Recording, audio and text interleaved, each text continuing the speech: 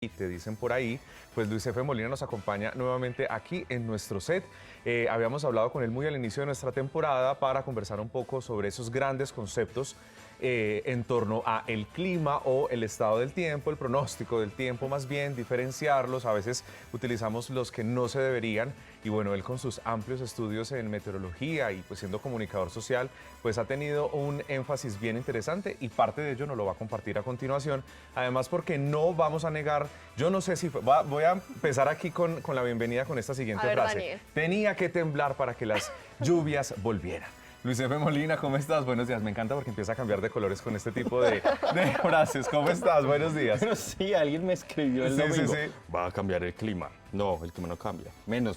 A ver, hasta Menos donde yo tiempo. sé, llueve hasta la superficie. Sí. Pero los temblores son o los sismos, para ser precisos, son a 30, 50, 80 kilómetros de profundidad hasta Debajo. 230. Eso le pertenece a la geología. Ok. Yo voy de la superficie para arriba. Perfecto. Pero no Muy tiene bien. nada, absolutamente nada que ver. Además porque el dicho, generalmente el de las abuelas, sugiere que tiemblas cuando hace sol y hace calor. Ajá. Sí. Eso dicen. Sí, sí. Y pues vean todo este sol y calor. Estamos Exacto. en mayo. En cualquier momento puede temblar. Puede haber Yo un estaba sismo. en un piso, yo vivo en un piso 17. ¿Te dio duro? Espectacular. ¿Lo sentiste bueno? Cuando sentí que era, bueno, hay dos formas, este es mi truco geológico a esta hora. Hay dos formas en las que uno puede advertir cómo puede ser un sismo. Si el sismo es ondulatorio, es decir, se mueve hacia los lados, significa que el epicentro está lejos. Es decir, pues se va a mover, pero no con la fuerza de devastación. Otro es cuando el sismo es trepidatorio, como el de enero del 99. Cuando es trepidatorio, nosotros estamos parados básicamente encima del epicentro y sus movimientos son mucho más bruscos. Entonces, cuando nos estamos moviendo así, Como bailadito. pues bailadito significa, claro, hay un sismo, pero está lejano. Está lejos. Entonces, en cierta manera, yo estaba tranquilo. Ok. Pero igual a 17 pisos. Se no- debe no sé. sentir bueno. Sí, Se me cayeron mis libros, pero todo bien hasta vino hasta sobre ahora. meteorología, no geología. Luis, hagamos un recorderis. Justamente lo estaba mencionando Dani hace unos minutos, la diferencia entre pronóstico del tiempo, clima. Yo no estuve en esa pequeña clase que pudiste dar y tal vez muchos televidentes se están uniendo y conociendo un poco más Sí. de este programa, de lo que es Mañana y Café. Entonces hagamos como un pequeño recorderis de las diferencias que tiene. Bueno, hay que ser muy claros en esto y es que, por ejemplo, la climatología estudia los patrones climáticos 20, 30, 40, 50, 60, 100 años. El clima per se no cambia.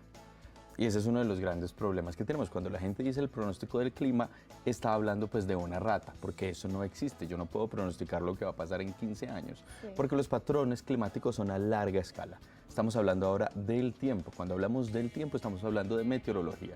Cuando hablamos del clima, hablamos de climatología. Entonces son dos conceptos muy distintos. A lo que nosotros nos referimos cuando hacemos esa locución errada de pronóstico del clima, estamos hablando es del pronóstico del tiempo. Entonces yo siempre me baso para explicar esto un poco en las palabras en inglés. Weather, tiempo, clima, climate. Entonces son muy distintos, no tienen una que ver con la otra.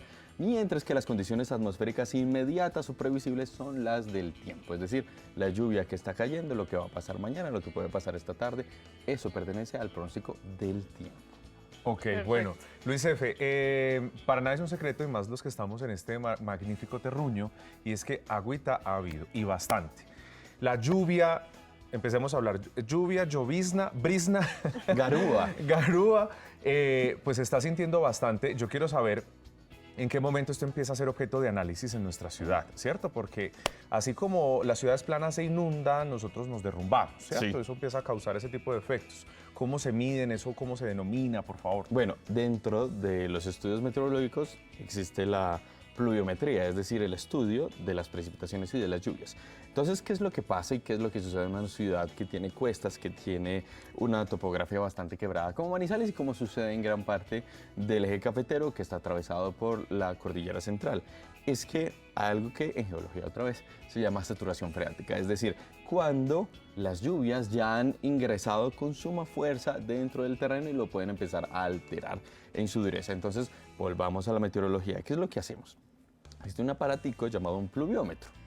Un pluviómetro, hay varios en el mercado, se encarga de medir en milímetros de lluvia cuánto llueve.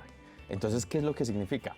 1 milímetro de lluvia sería entonces lo que podríamos nosotros advertir que en 1 metro cuadrado sería lo que hubiera caído. Entonces, en ese metro cuadrado, un milímetro de lluvia sería 1 litro. Entonces, cuando comenzamos a observar y a entender que empieza a caer muchos milímetros de lluvia, ese terreno está recibiendo mucha agua. Entonces, vuelvo a las nubes. Un aguacero común de Manizales con una lluvia normal puede traer unas 2.000, 3.000 toneladas de agua. Eso es demasiado, pero al menos no se precipitan al mismo tiempo. Entonces, cuando el terreno recibe tanta lluvia al mismo tiempo, es cuando se pueden presentar problemas. Por ejemplo, según el CIMAC es un sistema integrado de monitoreo que hay en Manizales y también en el departamento de Caldas, y tiene diferentes estaciones de medición de lluvia. Cuando ellos envían su reporte todos los días, uno alcanza a observar en las diferentes estaciones donde tienen la medición cuánto ha llovido. Resulta que acontece que en el barrio de Los Alcázares, que ustedes estaban referenciando hace poquito, ayer cayeron 50 milímetros de lluvia. Eso es demasiado, 5 litros, ¿no? No, 50. Es 50. como si tú, 50 milímetros de lluvia. Ok. Es como si tú hubieras puesto 50 litros de lluvia 50 litros. en cada metro cuadrado. O sea, Eso claro es que sí, ya entendí. demasiado. Entonces, ahí es donde vienen muchos de los problemas porque ya se satura el suelo. Entonces, ahí es donde se presentan los episodios de deslizamiento, desprendimiento de capa vegetal y todos esos. Entonces, siempre hay que estar monitoreando las laderas. Entonces, hay una manera en la que por previsión se puede establecer cuánta lluvia puede traer el sistema nuboso versus lo que sucede en terreno. Claro. Cuando tenemos mucha acumulación, es que suceden estos desprendimientos. En Manizales hay un protocolo, es que si en 25 días hay más de 200 milímetros de lluvia registrados, entonces es alerta amarilla, pero si ha pasado de 300 es alerta naranja y de 400 para arriba es alerta roja. Ok. Llevamos mucho tiempo sin tocar la alerta roja. La de alerta 2017, naranja. perdón, lo de abril de 2017, ¿recuerdas que se Sí. derritió la ciudad? ¿Qué alerta fue? Bueno, estábamos en alerta amarilla, pero esa noche, realmente el 19 de abril del 2017 llovieron cerca de 156 milímetros de lluvia. Okay. Eso es excesivo, es demasiado. Pero, por ejemplo, la Dana en España, en Valencia, el año pasado, dejó 550 milímetros de lluvia en 6 horas. Ok, Es muchísimo, o sea, Sí. no hay terreno que pueda... soportar. Sí, Ok. entonces la pluviometría es la que justamente estudia ese comportamiento lluvioso, la cantidad de agua. Estamos solamente hablando de precipitaciones líquidas, no estamos hablando ni de granizo ni de nieve.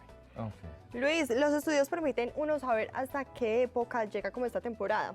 Te lo pregunto porque hace unos días estaba leyendo del IDEAM que justamente estamos en la temporada de más lluvias, que iba como desde abril hasta mediados de junio. Ya estamos llegando justamente a mediados de junio, pero por lo que uno ve, supone, las lluvias se van a seguir corriendo, aumentando un poco más. Entonces los estudios como que permiten saber hasta qué época vamos a tener esta temporada. Sí, lo que sucede es que Colombia está regida por un cinturón de humedad e inestabilidad que se llama la zona de confluencia intertropical. Entonces nosotros nos ganamos esa rifa. ¿Por qué? Porque como país nos toca soportar eso. Entonces la zona de confluencia intertropical es una franja que puede ser de unos 150 a 200 kilómetros de ancho. En enero la zona de confluencia intertropical está parqueada sobre Nariño, sobre Cauca. Y conforme se va haciendo la rotación y traslación natural de la Tierra, ella va subiendo. Ella sube más o menos hasta La Guajira, hasta el norte del país, sector Caribe. Cuando ella está en ese recorrido, pues no es que no se devuelva de a poquitos, pero ella va subiendo y con ella va llevando las lluvias. Por eso nuestras precipitaciones suceden entre marzo y abril, cuando esa franja llamada zona de confluencia intertropical está sobre nosotros. Pero no significa entonces que si pasó ya no llueve más, no, ella puede alimentarse de otros elementos que llegan por el Pacífico, como vaguadas, de humedad del Amazonas y demás. Eso crea un sándwich. Pero el punto es que cuando se va trasladando hacia el norte, va generando muchas lluvias. Por eso, yo siempre les recomiendo a la gente que si va a ir de vacaciones a la costa caribe colombiana, lo hagan el primer semestre. Porque si van en el segundo semestre, les va a llover. Porque allá está estacionada esa franjita llamada la zona de confluencia intertropical, que es básicamente la embajadora de cómo se mueven las lluvias. Obviamente hay otro tipo de variables que nosotros podemos tener. Pero en junio, justamente en la época de transición, es cuando más inestabilidad podemos notar. Es decir, días en los que amanece azul, como hoy, estaba cubierto a las 6 de la mañana, semidespejado a las 6:45, hay un sistema de lluvias moviéndose hasta ahora que debe haberse terminado a las 9:45 y así sucesivamente. Un tiempo bipolar. Entonces es muy cambiante, pero eso hace parte de nuestro hermoso entorno tropical. Entonces sí, hay factores macroclimáticos y microclimáticos que nos afectan. Y cuando digo microclimáticos es, por ejemplo, ese sol que hace a las 11 de la mañana, pues es el que nos suele augurar la tormenta a las 2 de la tarde. Pregúntenlo en Dos Quebradas, pregúntenlo en Pereira. Se llaman tormentas convectivas y están alimentadas por el calor. Porque en esta época del año, cuanto más calor, peor la lluvia. Pero no es el sol de lluvia porque eso no existe. Eso no existe. Eso no existe. Léelo en mi próximo libro sobre el sol de lluvia. Por favor. Bueno, Luis F., una pregunta rápida porque ya se nos está yendo el tiempo y es, cuando sucede un huracán, ¿verdad? Cuando se empieza a desplazar por este maravilloso océano Atlántico y se va hacia la Florida y todo el tema, ¿eso llega a afectar nuestra lluvia en Colombia de alguna manera? No necesariamente. Lo que pasa es que los huracanes nacen en Cabo Verde, en África. Ellos nacen como una perturbación en la presión atmosférica. Ellos están hechos para girar en lo que se llama el efecto Coriolis. Y les voy a explicar muy brevemente el efecto Coriolis. En el trópico, el aire circula de oriente a occidente, mientras que en zonas boreales o en zonas australes, me refiero al norte o al sur, el aire circula al revés, de occidente a oriente. Entonces, el amigo huracán nace y va exactamente por el ecuador, es decir, los vientos superiores lo están trasladando hacia el occidente. El efecto Coriolis no permite que los vientos giren hacia el sur, están divididos así. Entonces, el ecuador, los que están en el ecuador giran hacia el norte y los que están también en el ecuador hacia el sur giran hacia el sur. Entonces, en principio, un huracán nunca, solo uno en la historia, el año pasado, giró hacia el sur un poquito, pero los vórtices giran siempre hacia el norte por el efecto Coriolis. Entonces, ellos llegan a la cuenca del Atlántico, es decir, llegan al Caribe, y cuando están ahí ya se encuentran que los vientos empiezan a variar por la presencia de Centroamérica. Entonces giran ahí, empiezan a girar hacia el norte. ¿Y saben dónde terminan los huracanes? En Inglaterra. Allá suelen terminar generalmente su recorrido porque ellos hacen ese giro con el efecto Coriolis y terminan hacia allá. Entonces un huracán nunca gira hacia el sur, en principio, entonces nunca vamos a sentir un huracán. Sin embargo, la presencia de un huracán sí puede, un huracán va a ser un efecto aspiradora y se va a llevar las humedades que encuentra a su alrededor. Entonces, si tuviéramos un huracán que únicamente sucedería más o menos en noviembre o en diciembre, cuando termina la temporada de huracanes, porque ya solamente hay calor en la parte sur del mar Caribe, tendríamos nosotros un efecto como de aspiradora y se llevaría nuestras nubes para concentrarlas en esa zona.